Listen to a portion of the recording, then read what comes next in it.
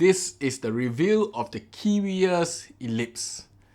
I'm Richard and welcome to my first look. And this particular headphone here is provided to me by Kiwi Ears for this review.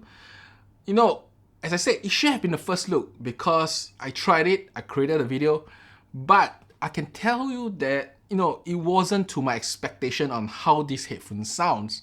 So I took a little bit more time, tested a bit more. It became a review, but I think it will benefit anyone who's intending to try out this particular headphone. Now, before I start going into the headphone itself, let me show you what's inside the box, which is nothing much. I already opened it up, Kiwi Ears Ellipse. There's just a paper packaging and inside is a cable. Now, the good thing of the cable is that they're using some 3.5mm connectors, same as what you get in a lot of hi-fi mans and fills. So you have a lot of options when it comes to cables itself. In fact, I didn't really use the cable because I have alternative cables myself. The cable's quality is pretty okay. Now for the headphone itself, I think that the build quality for its price, which is about 76 euros, is pretty good. It has a very nice plush headband, no stress on your head. I have worn it for hours, no issues. The thing that matters, which is the hinge here, is metal, so it's pretty robust. This is still plastic, but it's like clamped together well. I don't see it spoiling maybe in a year or two. But beyond that, I'm pretty sure this thing will start peeling because this kind of, pads and coating just don't last very long. Now, the pads on the ears are pretty much the same as the one on the head. Very soft, very nice. Same material. Doesn't feel very good, but I think it's fine for its price range. I'm coming from somebody who uses expensive headphones. Not quite fair to compare them, but I think for its price, it is a pretty nice and comfortable headphone itself. I have worn it for hours, as I said. No pressure, anything.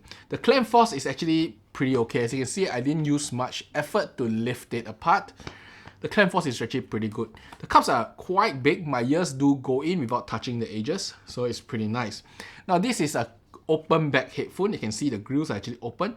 If you do cover your, the grills itself, use your hand and do this, it does sound different. Now, this headphone, as I said, uses a 3.5mm connector. You can see the connector here, 3.5mm.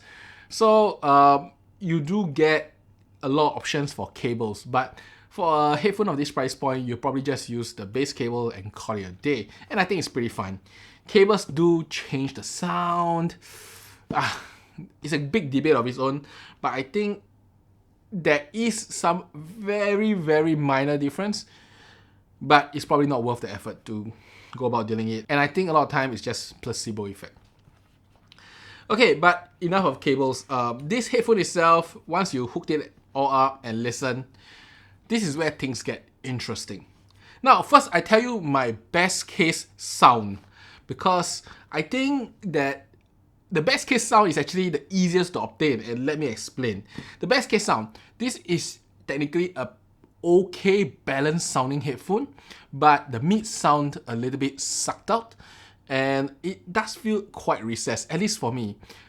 The good thing of this headphone is that you can on it really loud because of the mids being a little bit recessed. You can get a lot of bass punch, you can get a lot of treble if you on it really loud. Just note that if you listen it to normal soft volume, the mids can feel a little bit far away and a bit recessed. It's my first take on it. The second thing is that soundstage is really narrow. For open back, it is one of the more narrow sounding headphones I've heard. In fact, I think my close back, like my FD1, would sound bigger than this. When it comes to overall dynamics, I think it's okay. It does go and respond pretty well, but nothing class leading here. It does have a okay high, not much sibilance, and therefore overall I think I can wear this for hours listening to music. But because of how the mids are rendered, if I was to listen at low volume, it feels a little bit lifeless to me for the mids. But at higher volume, I think the energy comes back into the mids itself. It sounds pretty good. Now this headphone is kind of similar to something like, say, my Onyx IEM, which also have this kind of weird effect for the mids itself. Now, when it comes to the sound, clarity and stuff, I will say as in its best form, it is a decent clarity and decent detail. I mean decent as in if you are to compare this to most other headphones of this price range, is actually above average. But if you compare to modern IEMs of this price range, which is again 76 euros, or 76 USD, not euros, 76 USD, I would say as the details are average at best, you know, maybe below modern IEMs at worst. That's how I feel about the clarity and details itself. You know, when it comes to overall tonality, I would say it's neutral, depending on the device you use with. But based on, let's say, the best case scenario, is neutral. So pretty much that is my feeling for the sound quality itself. And now, why did I take so long to actually publish this? I mean, I own this for 2 months plus. It's a bit late, but I finally published this because I found the best way to make it sound good is to use this. I mean, you have seen my very recent review of this. This is the Snow Sky Echo Mini. Very simple Cirrus Logic kind of player, but it sounds best with this or this with a solid state amp. So this headphone, when I first tested it, was together with my Shanling M9. I mean, I always like to use this because it's the jack of all trade. But we all know this AKM plus amplifier does make it a little bit more warm, and it gives a bit more body, you know, overall to the sound signature itself. But what happens is that it messes totally up with this headphone. It feels very boomy, it feels very muddy. I was like, no, this cannot be quite right for someone who has made many affordable earphones that sound really good. So I tried. I went and tried many other amplifications. I was thinking maybe, it's the output impedance, because that's usually the cause of muddiness in your sound. So I tried with my Emblem, it does improve it. I tried with tube amps, it sounds bad. Then I think that maybe, for its price point, something like this Echo Mini with Cirrus Logic chip will work out. And in fact, it really did. It cleared the whole sound up. It's not really muddy. Good amount of clarity, good amount of details. When you're on loud enough, it's actually pretty energetic. But if you play at normal volume, soft volumes, it feels a bit more sucked out still. But at least it clears away muddiness. So it became from below average clarity and below average details to decent clarity and decent details. In fact, clarity can go to good or very good, depending on who you are comparing with. I mean, if you compare with something of this price range, I would say it's pretty good. But if you compare with higher end headphones, of course, not so great. And if you compare with IEMs of this price range, I would say as the IEMs probably sound clearer. But it's still not bad really for a headphone. You must understand that headphones at this price point, most of them sound really terrible. I mean, you go to the shop and compare this headphone with many others, I'll tell you that most of them sounds atrocious. For the sub $100 ones, they sound very boomy, very muddy, clarity is all gone. So if I was to compare this with most headphones of this price range when I tried for fun in the shops, I think this belongs to the decent good headphone. Decent good. But if I was to compare with audiophile kind of quality, then this belongs to the okay only type of sound quality.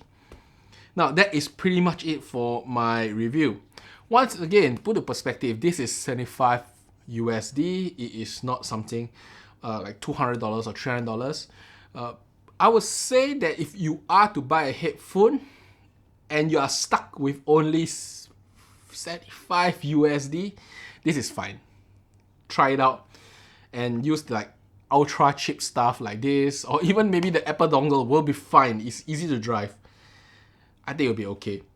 Now, that being said, if you have a little bit more cash, I would say as look at headphones in the $150 to $200 price range.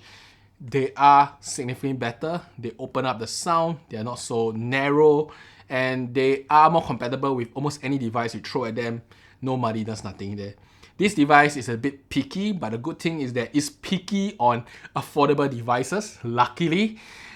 not expensive devices. So overall, I still can recommend this headphone if you are trying out like headphones for the first time. I mean, personally, I still think this is nicer sounding than a Grado at this price range. The Grados are weirder. So yeah, that's how I feel, about headphones itself. And it's definitely cleaner and nicer sounding than Audio-Technica ATH50X, in case you are wondering. And that's about it. This is my review of the Kiwi Ears Ellipse. I hope it helps you in the decision whether you want to purchase it or not.